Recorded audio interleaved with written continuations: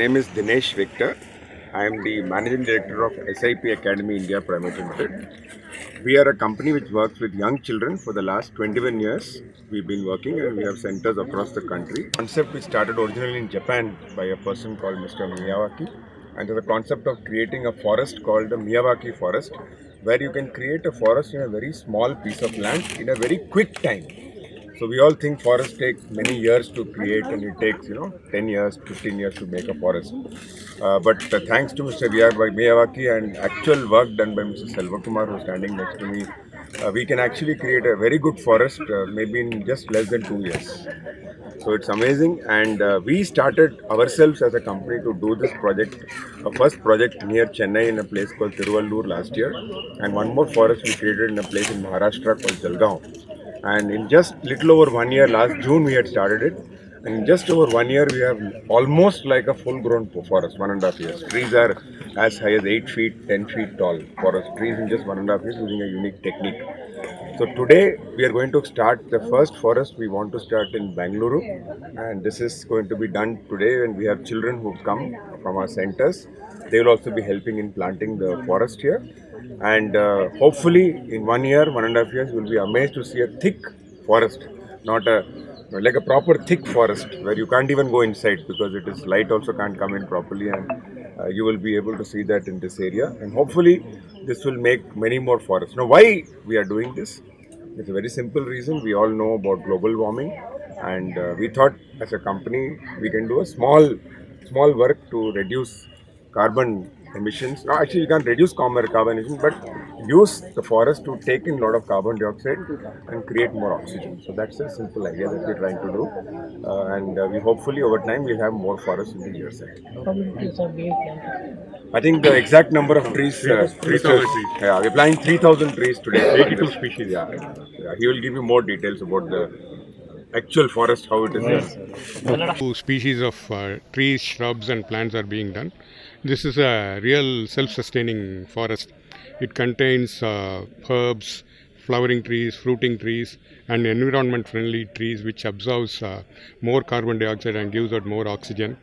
And it will create a lot of biodiversity in this campus, which will also help Bengaluru city, which is really being polluted nowadays. And these trees will grow to a very good height within the first 12 months itself. You can see the growth within 12 months, and it will help sustain a lot of good things in this area by bringing down temperature, increasing water table. All those advantages you will start seeing from the first year onwards. This is the third project done by SIP Academy, and first in Bengaluru. Yeah. Thank you. Kannada, you can get someone to speak Kannada. Centre ಬನ್ನಿ sir short and sweet sir Bengaluru ಯೂನಿವರ್ಸಿಟಿಯಲ್ಲಿ ಇವತ್ತೇನು Miyawaki concept ಮಾಡ್ತಾ ಇದ್ದೀವಿ. So ಇದು ಕಾಡನ್ನ ಹೆಚ್ಚಾಗಿ ಬೆಳೆಸಬೇಕು, so ಸುತ್ತಮುತ್ತ ಪರಿಸರ ಚೆನ್ನಾಗಿಡಬೇಕು ಅಂತ ನಡೆಸ್ತಾ ಇರೋಂಥದ್ದು. ನಾರ್ಮಲಿ ಗಿಡ ಮರ ಬೆಳೆಯೋದಕ್ಕೆ ತುಂಬ ವರ್ಷ ಟೈಮ್ ತೊಗೊಳುತ್ತೆ, ಬಟ್ ಹೊಸ ಕಾನ್ಸೆಪ್ಟ್ ಏನು ಮಯವಾಕಿಲಿ ಮಾಡ್ತಾ ಇದ್ವಿ ಇದು ತುಂಬ ಬೇಗ ಬೆಳೆಯುತ್ತೆ. ಸೊ ಈ ಒಂದು ವರ್ಷ 2 ವರ್ಷದಲ್ಲಿ ತುಂಬ ತಿಕ್ ಫಾರೆಸ್ಟ್ ಆಗಿ ಬೆಳೆಯುತ್ತೆ.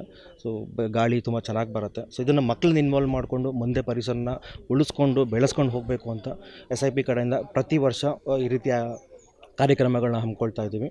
ಸೊ ಇವತ್ತಿನ ತುಂಬ ಮಕ್ಕಳು ಬರ್ತಾರೆ. ಸೊ ಅವೇರ್ನೆಸ್ ಆದಷ್ಟು ನಿಮ್ಮ ಕಡೆಯಿಂದ ಇನ್ನೂ ಸ್ಪ್ರೆಡ್ ಆಗಲಿ ಅಂತ ಕೇಳ್ಕೊಳ್ತೀವಿ. ಸರ್, ಇನ್ನೊಂದು ಗಿಡ ಎಲ್ಲರೂ ನೆಡ್ತಾರೆ, ಬಟ್ ಯಾರು ನೋಡ್ಕೊಂಡು ಹೋಗಲ್ಲ. ಅದಕ್ಕೆ ಇದು ಯಾರು ನೋಡ್ಕೊಂಡು? ಬಟ್ ಇದರಲ್ಲಿ ನಾವು ಇದು ಬರೀ ನೆಟ್ಬಿಟ್ಟು ಹೋಗುವಂಥ ಕಾರ್ಯಕ್ರಮ ಅಷ್ಟೇ ಅಲ್ಲ, ಇದನ್ನು ಆಲ್ರೆಡಿ 6 ವರ್ಷದಿಂದನೂ ಬ್ಯಾಂಗ್ಳೂರು ಯೂನಿವರ್ಸಿಟಿನಲ್ಲಿ ಮಾಡ್ತಾ ಬಂದಿದ್ದೀವಿ. ಇಲ್ಲಿವರೆಗೂ ಯಾವುದೇ ಗಿಡಗಳನ್ನು ಆ ರೀತಿ ಹಾಳಾಗೋದಕ್ಕೆ ಬಿಟ್ಟಿಲ್ಲ.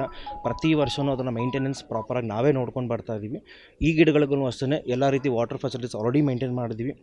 ಇದಕ್ಕೆ ಅಂತಲೇ ಸೊ ನೋಡ್ಕೊಳ್ಳೋದಕ್ಕೆ ತುಂಬ ಜನನ ಮೇಂಟೈನ್ ಮಾಡಿಕೊಂಡು 1-2 ವರ್ಷ ಅದು ತುಂಬ ಬೆಳೆಯುವವರೆಗೂ ಕೂಡ ನಾವೇ ಸ್ವಂತ ನೋಡಿಕೊಂಡು. ಯಾಕಂದರೆ ಸುಮಾರು ಕಡೆ ನಾವು ನೋಡಿದ್ದೀವಿ, ಗಿಡ ಹಾಕ್ತಾರೆ, ಅದಾದಮೇಲೆ ಯಾರು ನೋಡ್ಕೊಳ್ಳಲ್ಲ, ಒಣಗಿ ಹಾಳಾಗುತ್ತೆ. ಇಲ್ಲಿ ಆ ರೀತಿ ಹೋಗ್ತಾರೆ. ಇದು ಯಾರು ನೋಡ್ಕೊತಾರೆ? ಇಲ್ಲಿ ನಾವೇ ಇನಿಷಿಯಲ್ ತೊಗೊಂಡು ನೋಡ್ಕೊಳ್ತಾ ಇರೋದು. ನಮ್ದು ಇಲ್ಲೇ ಇನ್ನೊಂದು ಸೆಂಟರ್ ಕೂಡ ಇದೆ. ಸೊ ನಮ್ಮ ಫ್ರೆಂಡ್ಸ್ ಗ್ರೂಪ್ ಎಲ್ಲ ತುಂಬ ಚೆನ್ನಾಗಿದೆ. ಮಕ್ಕಳನ್ನ ಪ್ರತಿ ವರ್ಷ ಇಲ್ಲಿ ಕರ್ಕೊಂಡ್ಬಂದು ಅವ್ರ ಕೈಲೂ ಕೂಡ ಅದನ್ನು ನೋಡ್ಕೊಳ್ಳೋಂಥ ಕಾರ್ಯಕ್ರಮ, ಅಥವಾ ಅವ್ರಿಗೊಂದು ಅವೇರ್ನೆಸ್ ಬರಬೇಕು, ಅವ್ರ ಮುಂದೆ ಅದನ್ನು ಬೆಳೆಸ್ಕೊಂಡು ಹೋಗಬೇಕು ಅನ್ನೋದನ್ನು ಪ್ರತಿ ವರ್ಷವೂ ಕಾರ್ಯಕ್ರಮ ಮಾಡ್ಕೊಳ್ತಾನೆ ಬಂದಿದ್ದೀವಿ.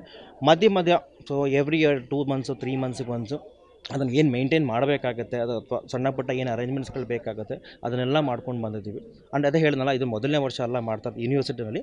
ಮಯಾವಾಕಿ concept first time, but SIP ಕಡೆಯಿಂದ ಈಗ ಆಲ್ರೆಡಿ ಒಂದು 6 ವರ್ಷದಿಂದ ಪ್ರತಿ ವರ್ಷ ಗಿಡ ನಡ್ಕೊಳ್ತಾನೆ ಬಂದಿವಿ. ಇಲ್ಲಿವರೆಗೂ ಅದನ್ನು ಮೇಂಟೈನ್ ಮಾಡ್ಕೊಂಡು ಬಂದಿದ್ವಿ. ನಮ್ಮ ಪ್ರೀವಿಯಸ್ ಪ್ರಾಜೆಕ್ಟ್ಗಳಲ್ಲಿ ಏನಾಗಿದೆ ಈಗ ಆಲ್ರೆಡಿ ತುಂಬ ಚೆನ್ನಾಗಿ ಬೆಳವಣಿಗೆ ಬಂದಿದೆ. ತುಂಬ ಎತ್ತರವಾದಂಥ ಮರಗಳಾಗಿದೆ ಆಲ್ರೆಡಿ. ಚೆನ್ನಾಗಿ ಬಂದಿದೆ. ಆ ರೀತಿ ಅರ್ಧಕ್ಕೆ ನಿಲ್ಲೋದಿಲ್ಲ ಈ ಕಾರ್ಯಕ್ರಮ, ಮುಂದೆ ಕಂಟಿನ್ಯೂ ಆಗ್ತಾನೆ ಹೋಗ್ತಾ ಇರುತ್ತೆ. Will take care of. ಇವತ್ತಿನ ದಿನ ವರ್ಲ್ಡ್ ಫಾರ್ಮರ್ಸ್ ಡೇ ಇದೆ. ಸೊ ಎಲ್ಲರಿಗೂ ರೈತ ದಿನದ ಶುಭಾಶಯಗಳು. ಜೈ ಜವಾನ್ ಜೈ ಕಿಸಾನ್.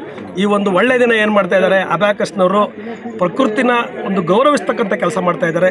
ಈ ಸುತ್ತಮುತ್ತ ಏನು ನಮ್ಮದು RR ನಗರ ಇರ್ಬೋದು, Kengeri satellite town, Visvesvaraya layout, ಲಕ್ಷಾಂತರ ಜನ ಇದ್ದಾರೆ. ಅವ್ರಿಗೆಲ್ಲ ಉತ್ತಮ ಗಾಳಿ ಏನಾದ್ರು ಸಿಗಬೇಕು ಅನ್ನಂಗಿದ್ರೆ ಅದು ನಮ್ಮ ಜ್ಞಾನಭಾರತಿ ಕ್ಯಾಂಪಸ್ಸಿಂದ ಅಷ್ಟೇ. ಬೇರೆ ಕಡೆಯಿಂದ ಗಾಳಿ ಸಿಗೋಕ್ಕೆ ಸಾಧ್ಯನೇ ಇಲ್ಲ ಅವ್ರಿಗೆ. ಸೊ ಇನ್ನು 50 ವರ್ಷ ಆದಮೇಲೆ ಎಲ್ಲರೂ ಉಸಿರಾಟದ ಕಾಯಿಲೆಗಳಿಂದ ಬಳಲಬೇಕಾಗುತ್ತೆ. ಆ ಕಾಯಿಲೆಗಳಿಂದ ಬಳದನ್ನು ತಪ್ಪಿಸ್ಕೋಬೇಕು ಅನ್ನಂಗಿದ್ರೆ ಇವತ್ತು ಜ್ಞಾನಭಾರತಿ ಕ್ಯಾಂಪಸ್ಸು ದಿನ ದಿನ ಏನಾಗಬೇಕು ಹೇಳಿ, ಹಸಿರು ಏನಾಗಬೇಕು ಹೇಳಿ, ಜಾಸ್ತಿ ಆಗಬೇಕು. ಗಿಡ ಮರಗಳ ಸಂಖ್ಯೆ ಜಾಸ್ತಿ ಆಗಬೇಕು. ಅವುಗಳು ಆಕ್ಸಿಜನ್ ಕೊಡಬೇಕು. ಆ ಆಕ್ಸಿಜನ್ನ ನಮ್ಮ ಮಕ್ಕಳು, ಮರಿ ಮಕ್ಕಳು, ಮೊಮ್ಮಕ್ಕಳು ಎಲ್ಲ ತಗೊಂಡು ಏನು ಮಾಡಬೇಕು, ಉಸಿರಾಡಬೇಕು, ಒಳ್ಳೆ ಆರೋಗ್ಯವನ್ನು ಪಡ್ಕೋಬೇಕು. ನಾನು ಹೇಳ್ತಾ ಇರೋದು ಮುಂದೆ 25-50 ವರ್ಷಗಳ ಮುಂದೆ. ಇವಾಗಲೇ ಅದು ಕಾಂಕ್ರೀಟ್ ಆದರೆ ಆಕ್ಸಿಜನ್ಗೆ ಏನು ಮಾಡ್ತೀರಿ? ಆಕ್ಸಿಜನ್ ಸಿಲಿಂಡರ್ ಹಾಕೊಂಡು ಓಡಾಡ್ತೀರಾ ನೀವು? ಮನೆಯಲ್ಲಿ ಬೆಡ್ರೂಮಲ್ಲಿ ಆಕ್ಸಿಜನ್ ಸಿಲಿಂಡರ್ ಹಾಕೊಂಡು ನಿದ್ದೆ ಮಾಡ್ತೀರಾ? ಮನಕೋತೀರಾ? ಹೆಂಗೆ ಸಾಧ್ಯ ಇದೆ ಇದು? ಅವೇರ್ನೆಸ್ ಬೇಕಲ್ವ ಎಲ್ಲರಿಗೂ. ಈ ಜೀವ ಹುಟ್ಟಿರೋದು ಮಣ್ಣಿಂದ, ಗಾಳಿಯಿಂದ, ನೀರಿನಿಂದ. ಸೂರ್ಯ, ಚಂದ್ರ, ಗಾಳಿ, ನೀರು, ಮಣ್ಣು ಎಲ್ಲ ಸಪೋರ್ಟ್ ಇಲ್ಲ ಅಂದರೆ ಈ ಭೂಮಿ ಮೇಲ್ಗಡೆ ಜೀವನ ಸೃಷ್ಟಿ ಆಯ್ತಾ ಇರಲಿಲ್ಲ. ಈ ಪಂಚಭೂತಗಳಿಂದ ಈ ಜೀವ ಏನಾಗಿದೆ ಈ ಭೂಮಿ ಮೇಲೆ ಸೃಷ್ಟಿಯಾಗಿದೆ. ನಾವೆಲ್ಲರೂ ಆ ಪಂಚಭೂತಗಳನ್ನ ಏನು ಮಾಡಬೇಕು ಹೇಳಿ, ಗೌರವಿಸಬೇಕು, ರೆಸ್ಪೆಕ್ಟ್ ಕೊಡಬೇಕು. ಅವೇ ನಮಗೆ ತಂದೆ ತಾಯಿಗಳಿದ್ದಂಗೆ. ಅವುಗಳನ್ನ ಮಲಿನ ಮಾಡಬಾರ್ದು. ದಯವಿಟ್ಟು ಎಲ್ಲರೂ ಏನು ಹೇಳಿ ಈ ವಿಚಾರದಲ್ಲಿ ಎಚ್ಚೆತ್ತುಕೊಂಡು ನಮ್ಮ ಮುಂದಿನ ಜನಾಂಗಕಾರರು ಏನು ಮಾಡಿ ದಯವಿಟ್ಟು ಈ ಪರಿಸರವನ್ನು ಉಳಿಸಿ ಎಲ್ಲರಿಗೂ ಒಂದು ಒಳ್ಳೆಯ ಆರೋಗ್ಯ ಬರೋ ಥರ ನೋಡ್ಕೊಳ್ಳಿ ಅಂತ ನಾನು ನಮ್ಮ ಬೆಂಗಳೂರು ವಿಶ್ವವಿದ್ಯಾನಿಲಯದ ಪರವಾಗಿ ಎಲ್ಲರನ್ನ ಕೇಳ್ಕೊತಾ ಇದ್ದೀನಿ. ಸೊ ಈ ಒಂದು ಕಾರ್ಯಕ್ರಮವನ್ನು ಅಟ್ಲೀಸ್ಟ್ ಈ ಪ್ರಕೃತಿಗೆ ಸ್ವಲ್ಪ ಕೊಡುಗೆ ಕೊಡಲಿಕ್ಕೆ ಏನು ಮನಸ್ಸು ಮಾಡಿದ್ದಾರೆ ಅಬ್ಯಾಕಸ್, ಅವ್ರಿಗೂ ಕೂಡ ನಾನು ನನ್ನ ವೈಯಕ್ತಿಕವಾದ ಮತ್ತು ವಿಶ್ವವಿದ್ಯಾನಿಲಯದ ಪರವಾಗಿ ಅಭಿನಂದನೆಗಳನ್ನ ನಿಮ್ಮ ಮುಖಾಂತರ ಸಲ್ಲಿಸ್ತಾ ಇದ್ದೀನಿ.